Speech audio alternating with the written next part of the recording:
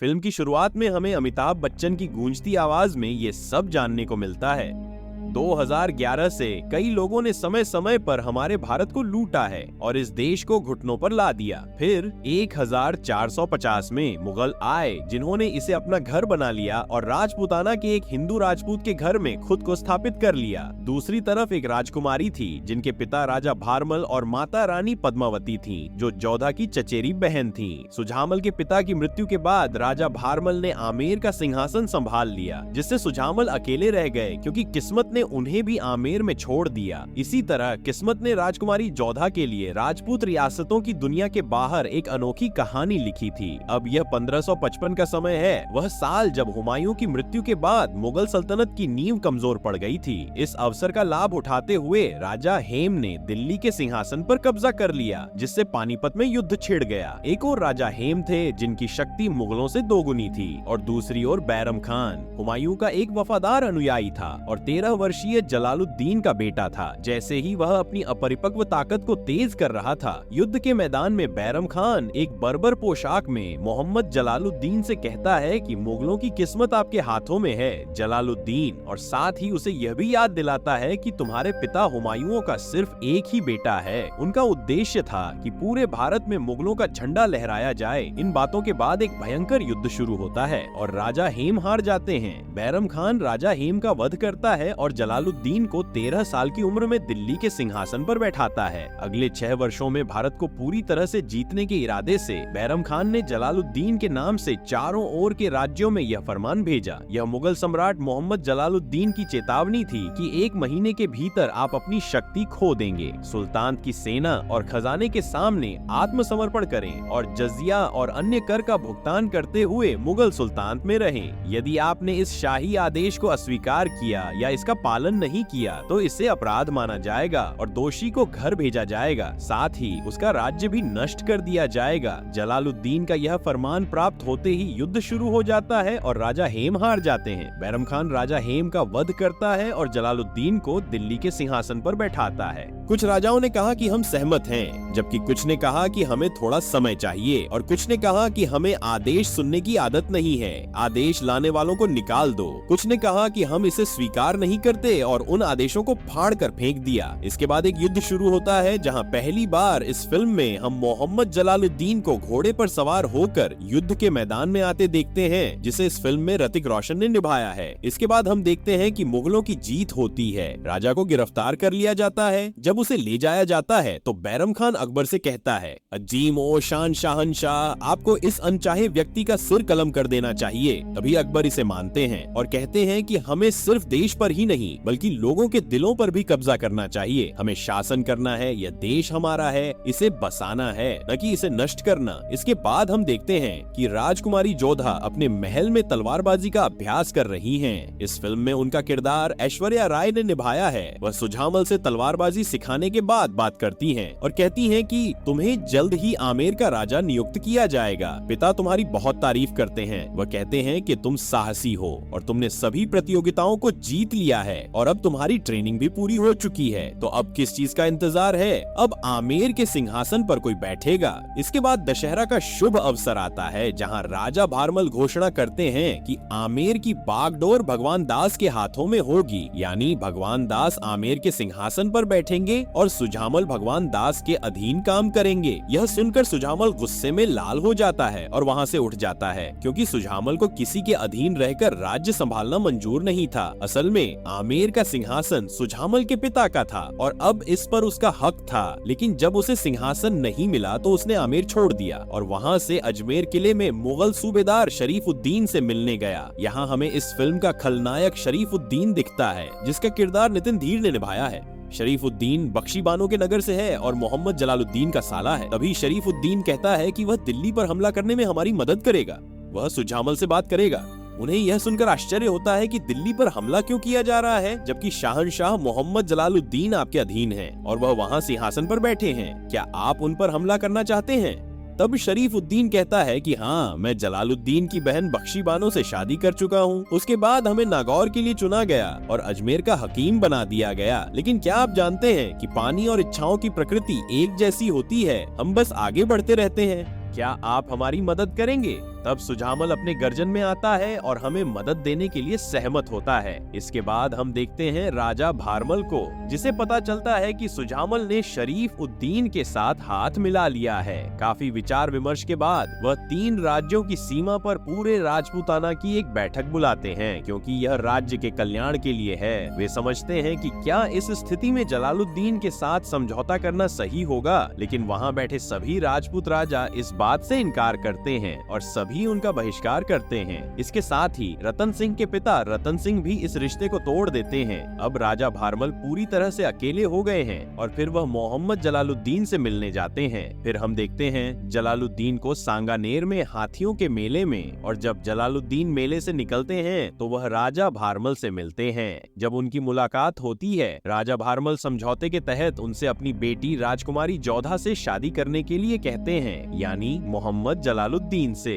तब जलालुद्दीन को इस रिश्ते को समझने के लिए कुछ समय लगता है और फिर वह इस रिश्ते के कारण को समझते हैं। यह हमारी सुल्तानत को और भी मजबूत बनाएगा, इसलिए वे इस रिश्ते को स्वीकार करते हैं। राजकुमारी जोधा शुरू में इस रिश्ते से इनकार करती हैं, लेकिन अपने माता पिता से काफी समझाने के बाद जोधा मान जाती हैं। लेकिन इससे पहले जलालुद्दीन के साथ मिलकर वह कुछ शर्तें रखती हैं कि जलालुद्दीन जोधा को धर्मांतरण के लिए मजबूर नहीं करेंगे, और भी अपने महल में एक मंदिर बनवाने के बाद जलालुद्दीन इन शर्तों को स्वीकार कर लेते हैं और फिर दोनों की शादी हो जाती है। लेकिन महल में बहुत हलचल मच जाती है। लोग इस रिश्ते को काफी अप्रिय मानते हैं और इस रिश्ते के खिलाफ सबसे अधिक आवाज उठाने वाली महामंगा हैं, जिनका किरदार ईला अरुण जी ने निभाया है। महामंगा ने जोधा पर बहुत कड़ी नजर रखनी शुरू कर दी है। वहाँ यह देखा जाता है कि शुरुआत में जोधा जलाल पर पूरी तरह से विश्वास नहीं करती और वह उसे अपने करीब आने से भी मना कर देती है। तब जलाल कहते हैं कि कोई बात नहीं, जब वह दिन आएगा जब आपके दिल में हमारे लिए एक जगह होगी, तभी हम आपको स्वीकार करेंगे। धीरे धीरे वे एक दूसरे के करीब आने लगते हैं। दिन बीतने लगे और जोधा और महामंगा के बीच झगड़ा भी बढ़ने लगा। फिर एक दिन महामंगा को वह पत्र मिल जाता है जो जोधा ने अपनी शादी से पहले मदद के लिए लिखा था, लेकिन भेजा नहीं गया था। उसने उस पत्र को अपनी अलमारी में रखा हुआ था और महामंगा उसे गलत तरीके से इस्तेमाल करने के लिए भेज देती है। वहीं वह जलाल को जोधा के खिलाफ भड़काते हुए कहती है कि जोधा की शादी रतन सिंह से तय हो चुकी थी और उसने उसे एक पत्र लिखा है और वह शायद आज जोधा से मिलने आ रहा है। इतना सुनते ही शहंशाह गुस्सा हो जाते हैं और जोधा पर कड़ी नजर रखने लगते हैं। फिर रात में सुजामल जोधा से मिलने आता है। जोधा भी किले से बाहर जाकर सुजामल से मिलती है। फिर सुजामल जोधा से पूछता है, क्या हुआ जोधा, क्या तुम ठीक हो? तुमने वह पत्र क्यों भेजा? तब जोधा कहती है कि हमने कोई पत्र नहीं भेजा और अभी ये दोनों लोग बात कर रहे हैं। जैसे ही जोधा बात खत्म करने वाली होती है, सम्राट उन लोगों को अपने किले से देख लेता है और उन्हें गिरफ्तार करने का आदेश देता है। तब सुजामल वहाँ से भाग जाता है, लेकिन जोधा को एक धोखेबाज समझता है। इसका मतलब है कि वह अपने पिता राजा भारमल के खिलाफ विद्रोह कर रही है। वह हमें एक साथ गिरफ्तार कराना चाहती है। फिर भी सुजामल यहाँ से चला जाता है, लेकिन शहंशाह जोधा से सवाल करते हैं कि वह किस व्यक्ति के साथ थी। जब जलालुद्दीन ने जोधा से पूछा कि क्या वह खुद अकेले किले में मिलने गई थी, तो जोधा ने गुस्से में कहा कि क्या वह रतन सिंह नजफगढ़ के राजकुमार थे। इसके बाद शहंशाह ने जोधा को आमेर भेज दिया। फिर जलालुद्दीन का एक आदमी जो राजनीतिक मामलों के लिए ईरान गया था, उसने महामंगा द्वारा रची गई साजिश का पर्दाफाश किया। अब सम्राट ने सब कुछ स्पष्ट रूप से देखना शुरू कर दिया कि जोधा निर्दोष थी। महामंगा ने उस पर आरोप लगाया था। फिर जलालुद्दीन का आदमी जलाल को समझाता है और उसे भेजता है कि वह जोधा को लाकर उसे अपनी गलती कबूल करवाए। इसके बाद जलाल जोधा के घर जाता है। आमेर में राजा भारमल उनका बहुत अच्छे से स्वागत करते हैं, लेकिन जोधा अभी भी बहुत नाराज है।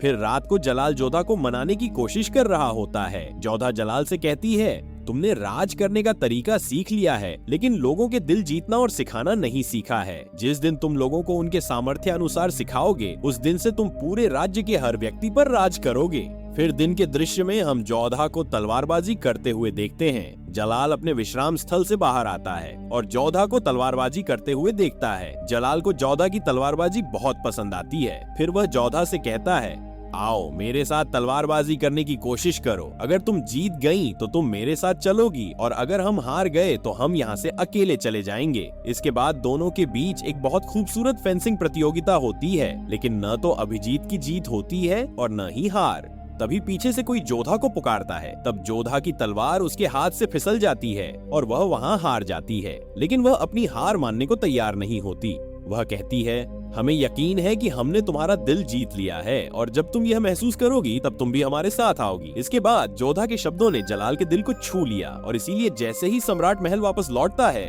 वह जलालुद्दीन ने एक आम आदमी का भेष धारण किया और अपने 2 खास लोगों के साथ आगरा के बाजार गए। वहाँ सम्राट ने तीर्थ यात्रा की। हमें वहाँ से न केवल महंगे दामों के बारे में जानकारी मिलती है, बल्कि जलाल के साले शरीफुद्दीन का भी जलाल को खत्म करने का योजना बनाते हुए देखा जाता है। इसके बाद हम अगले दिन का दृश्य देखते हैं, जहाँ शाहनशाह दरबार में आते हैं और तीर से यात्रा समाप्ति की घोषणा करते हैं, जिससे लोग बहुत खुश हो जाते हैं। वहाँ से लोग खुशी से जलालुद्दीन को अकबर के नाम से पुकारते हैं और इस प्रकार सम्राट का नाम जलालुद्दीन मोहम्मद अकबर रखा जाता है। इसके बाद सभी लोग खुशी से बहुत सारा नाश्ता करते हैं और एक सुंदर गाना गाते हैं, अजीमो शान शाहनशाह हिंदुस्तान तेरा जाम मरहबा। ये गाना बहुत अच्छे तरीके से फिल्माया गया है। जब शाम होती है तो राजकुमारी जोधा भी आमेर से आगरा किले आती है और सभी, विशेष रूप से अकबर, उन्हें देखकर बहुत खुश होते हैं।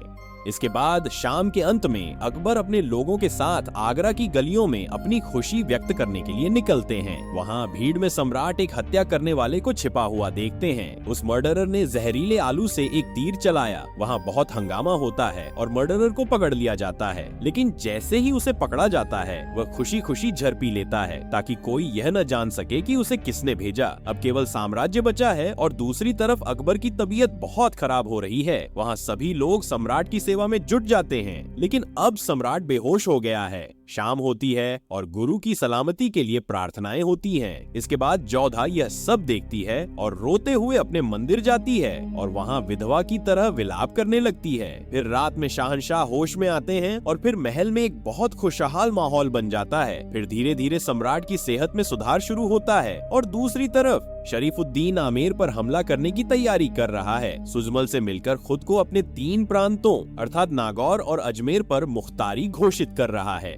जब राजा भारमल को इस बात का पता चलता है तो वह साम्राज्य को सूचित करता है। इसके बाद सम्राट को यह भी पता चलता है कि उस पर किया गया तीर हमला शरीफुद्दीन द्वारा किया गया था। इससे सांसर बहुत गुस्से में आ जाता है और राजा भारमल से कहता है कि शरीफुद्दीन को आमेर की ओर बढ़ने से रोका जाना चाहिए। इसके बाद शाहनशाह शरीफुद्दीन को रास्ते में रोकते हैं और फिर दोनों के बीच बातचीत होती है। शरीफुद्दीन शाहनशाह से कहता है कि हमारी सेना के बीच लड़ाई करने की बजाय अपने जीवन को जोखिम में डालना बेहतर है। अगर हम जीतते हैं तो दिल्ली हमारी होगी और अगर आप जीतते हैं तो हम इस देश को छोड़ देंगे। सम्राट भी यही चाहता था, इसलिए उन्होंने शरीफुद्दीन की बात मान ली और कुछ समय के लिए लड़ाई की। इसके बाद शाहनशाह शरीफुद्दीन को हराते हैं और कहते हैं कि अगर आप बख्शी बानो के शहर में होते तो यह अच्छा आपके शरीर के माध्यम से होता। अब मैं आपसे अपनी सारी दौलत वापस लेता हूँ जो मैंने आपको दी थी और अब आपके पास राजनीतिक मामलों में कोई शक्ति नहीं होगी। आपको हिंदुस्तान के प्रति वफादार रहना होगा। इसके बाद अगली सुबह एक दृश्य में हम देखते हैं कि शाहनशाह जनता में हैं। लोग उनके प्रति दीवाने हैं। वह अपने दरबार में सभी दरबारी लोगों से कहते हैं कि विशेष रूप से सभी को सूचित करें कि राजकुमारी जोधा भारत की रानी है और उनके सम्मान में कोई गड़बड़ी बर्दाश्त नहीं की जाएगी। इस सल्तनत में किसी की विश्वासघात को भी बर्दाश्त नहीं किया जाएगा। यहाँ से सभी दरबारी उनकी बातों को दिल से लेते हैं और इसी के साथ यह फिल्म समाप्त होती है। मुझे उम्मीद है कि आपको यह वीडियो पसंद आया होगा। अगर आपको यह वीडियो अच्छा लगा तो कृपया लाइक और शेयर करें। यदि आपने अभी तक हमारे चैनल को सब्सक्राइब नहीं किया है तो चैनल को सब्सक्राइब करें और बेल आइकन दबाएं। तब हम आपसे अगले वीडियो में मिलेंगे। अपना ध्यान रखें।